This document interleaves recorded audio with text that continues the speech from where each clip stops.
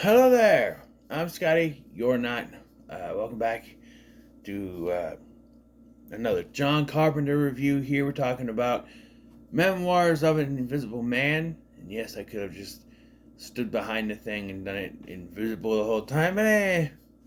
Let's not worry about that. Yes, so I did take a bit of a break. For you guys, it's only been a couple days, but for me, it's been a few weeks since I pre-recorded those two reviews that I did. I wanted to do more. Took a bit of a break. There's a video that I need to do that needs to go out. It has to do with with the rest of Made for TV Month. Made based on TV Month. Excuse me. We'll get to it. So, Memoirs of a Invisible Man tells the story of a man, Nick, who takes a nap at a building where an incident happens, and the whole place, including Nick, turns invisible. And he now has to try to escape the clutches of an evil government agent played by Sam Neill. Yeah. So, I have sort of seen this. Long, long a times ago in a galaxy far, far away, little Scotty watched bits and pieces of this at his grandparents' house. See, they were fans of actors like Chevy Chase, John Belushi, Dan Aykroyd, Bill Murray, all those actors. On their DVD shelves, they had copies of movies like Stripes, Ghostbusters, uh, The Blues Brothers, Vacation, Christmas Vacation, and so on and so forth. They didn't have this movie, and I can see why there's some problems. I don't hate it. I thought it was alright. It's not one of John Carpenter's favorites, that's for sure. Actually, he wasn't even the original director. So William Goldman wrote the film based on a book. William Goldman, if you don't know, he's the one who wrote Princess Bride based on his own book.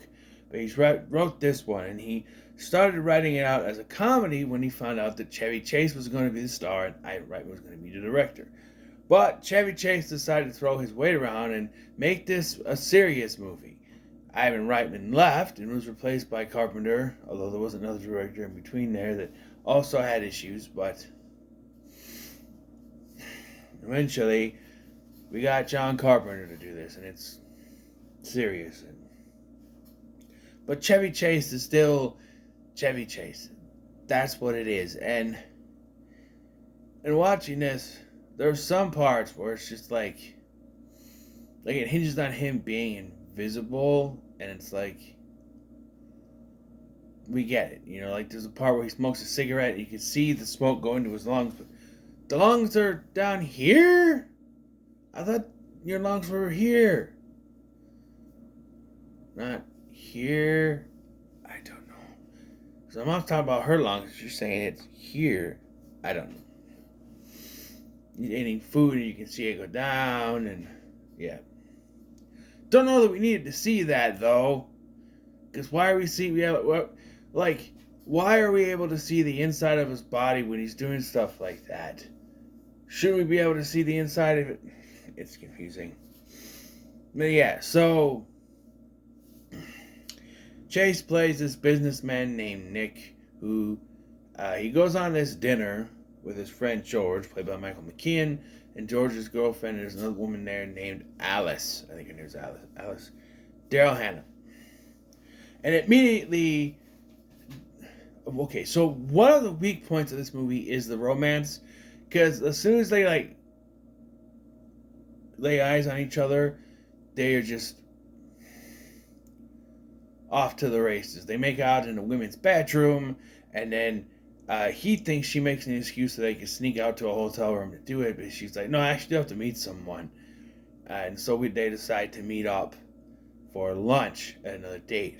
The next day, he has a special presentation thing he's going to see, but he's hungover, so he tries to find a place at this building to take a nap. And this is so stupid. I'm like, oh, he goes to take, because I read a cup of coffee spills on something, making place invisible. We find out that that's not even what they were doing. They weren't messing with invisibility, so it's weird how that happened. But he goes to ask them for a certain place, and they turn around and knock the cup of coffee on the thing. I'm just like, that's kind of stupid. So he goes lay down, take a nap, and that happens, and people think the building exploded. My problem is, when they first show the building, there's only partially invisible. It's not completely invisible. Like, you say, oh, it blew up and it's gone now, but there's bits and pieces. Then it goes invisible. He's invisible and he's confused. And we meet Sam Neill's character, who is the antagonist of the film, and he's pretty good. But like, but we find out very quickly that they find this invisible guy somehow, and they're like, oh, we're gonna bring him and they're gonna shove tubes up his ass. He's like, what? And I'm like, well, why would you say that in front of him? I know they thought he was unconscious or something, but still, he freaks out and he runs off. He's like, I will find you. And you know what? One big thing that pissed me off, for someone that's invisible, they seem to find him all the fucking time. It's very annoying. It's one of those movies where the villains have to keep finding him so the movie can keep progressing, but it's bullshit. He's literally invisible, but Sam Neill somehow knows exactly where he's going to go. Like, he goes to his job, goes to his house, obvious points. But it's like, no matter where he goes, hello? No, he's invisible. You shouldn't know where he is. Eventually, he ends up going to hide, because they want to turn him into an invisible agent, like the classic movie Invisible Agent, Universal film. So he goes to hide out at George's place, it's Michael McKean's place, and he hides out there, and he gets drunk, and he eats food, and he wants to get clear foods. There's not a lot of clear foods, and even so, if he drinks water, you're still gonna see it. The way they present it is, you still see it. Like, the effects when that happens are not bad, but I do like when they show up, like, someone's been sleeping in my bed, or someone's been here, they stocked my fridge. You're the only one who drinks this? Well, no, I know one person. Like, he knows it's Nick. Like, people think he's dead, he's not dead, And then they just sort of sit around watching TV and farting around, and this dude hits on Daryl Hannah, but she doesn't want anything to do with it. And Nick sort of deals with him a little bit. I did like the scene where he follows George and George's wife onto the beach, and they're sort of making out, and they're getting hot and heavy, and George arrives early. He's like, I'm sorry, give me 3 minutes. I laughed a little bit, but like, he leaves a note for Alice to meet him on the beach, and he's like, I meet him somewhere. He's like, it's me. But he unwraps himself to invisible, and she faints, and then he explains what happened.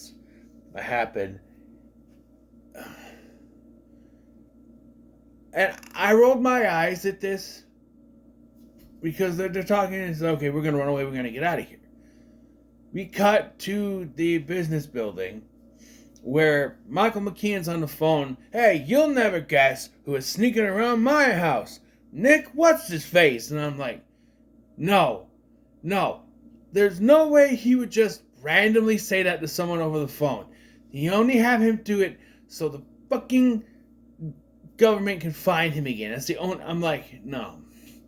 It's already convenient that they keep finding him, but now they're like, okay, now we have to actually find a way for them to find him. So he's just telling some random person on the phone that Nick was at his house. So now they know where he is. And yeah, there's a scene where she's putting on makeup on him. For some reason, they render it in CGI, which looks horrible. There are ways, like Teen Angel did the exact same thing, referencing the Chevy Chase movie, and they used actual makeup, and it looked pretty good in the effect of having no eyes or mouth or teeth. Actually didn't look that bad, for a TV budget. This is a movie budget. But I don't know. Yeah. They go out to dinner. For some reason, Nick has goggles over his eyes instead of sunglasses, which would be less conspicuous. I don't know. He's got like a wig and a hat, but he's got goggles on instead of sunglasses, which would be less conspicuous. He got fake teeth. He's eating. It pushes away the thing. Yeah. Eventually, the cops find him. They're like, "Okay, we're gonna get out of here," and they get in the car and they drive off. But they're found. They do end up sleeping together, and I like to know how that worked. It looked like she was just having sex with no one. That's what I want to know. I don't know how that looked. We still have the makeup on, because I don't know. We can see him. They show him to us as if we can see him at certain points, because But even from his point of view, he can't see himself. But we see him at certain points. So we see him laying in bed with her, and I think he's supposed to be invisible, but. So they catch on and they try to get away. Again, he's invisible. She's with this time, but for some reason they get out of the car and try to run off, but are caught. I don't know why they don't stay in the car. Did they explain it? She is captured, so he has to set up a rescue mission. He calls from a payphone, or so we're led to believe, and tells him, "Hey, release her, and I'll surrender." So they put her in a cab, and the cab drives off. It's revealed that the person from the payphone is actually George, who was lured there by Nick to meet him there, and he was in Get Up for some reason. I don't know. And, surprise, Nick is the cab driver, and they drive off. And, Oh, this is where they drive off, but they don't get away for some reason. That's right. That's right. So what did I miss then?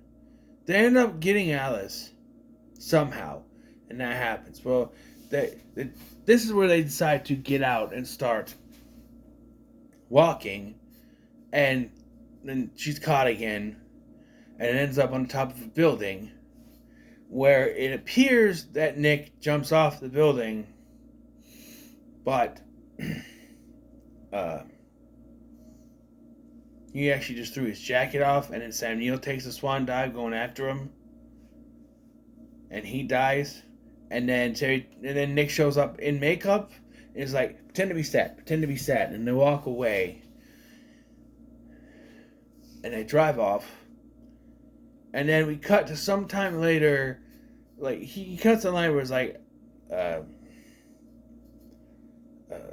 he has, he wonders what the kids are gonna be like, basically, and like invisibility is not his genes; it's just there. So kids are gonna be, I don't know. We cut to them later.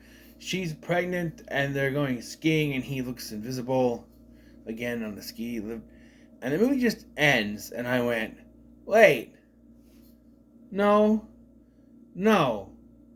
what the fuck kind of ending is that? You need to end the movie by curing him. Hello? Like, I understand in the other Invisible Man movies, Invisible Man, it drives him nuts, he goes crazy, so there is no cure because he ends up dead. But you made the Invisible Man a good guy. He needs to be cured. I mean, he's an asshole, but it is Chevy Chase. But you need to cure him. There needs to be some sort of cure. I know they said that's not what they're working on, but it needs to be something. Something happens, like during the thing, something splashes on him and it cures him of his invisibleness or something. Like maybe, I don't know. Maybe the climax takes place back at the invisible building thing, and there's a fight, and there's a chemical that spills on him, and it makes him visible again. I don't know. I was very disappointed by the fact that he was not cured, and decided to make it a joke. Oh, he guess he's gonna be invisible. Oh, he might have invisible kids. That'll be something. She gives birth and nothing comes out of there. Yeah, you hear the crying anyway. It's a girl. It's a boy. You know I don't know. I mean, for me, I don't know. I'll give it a middle of the road. It's not. It's okay. Chevy Chase was okay. Sam Neill was great. The love interest thing just didn't work. They do the whole love at first sight thing, and to me that never really works. You're not invested because you don't see what these two go through. Yeah, they're running around trying to survive, but like, compare it to Universal Soldier, which is another one of those things. Yes, it's they meet and they sort of fall in love sort of thing, but they get to know each other. You see scenes of them talking. You do that here, but that's not before they fall in love. They see each other at a restaurant and immediately have googly eyes towards each other and are making out in the women's bathroom. It's not organic. No. I wouldn't say it's terrible, but I wouldn't say it's good. It's middle of the road. That's what it is. But I'm not mad that I watched it. So far, none of these have been frustrating, although the first two I did were good ones. Well, Dark Star was a little frustrating, I guess. But, yeah, so what are your thoughts on Memoirs of Invisible Man? Oh, if you're wondering why that's called that, Chevy Chase does narrate the movie, and then at one point, he's writing it because he's writing the memoirs because he's going to release it to the public if Sam Neill does anything to Alice. Unless he releases Alice. That's what it was, because he gets a hold of her. Yeah. And that's what they justify him talking to the audience, is he's writing his memoirs and everything. So, yeah. So, what are your thoughts on Memoirs of an Invisible Man? Let me know in the comments below. Make sure you like, share, and subscribe. Thank you for watching. I'm Sky, and I'll see you in the next one.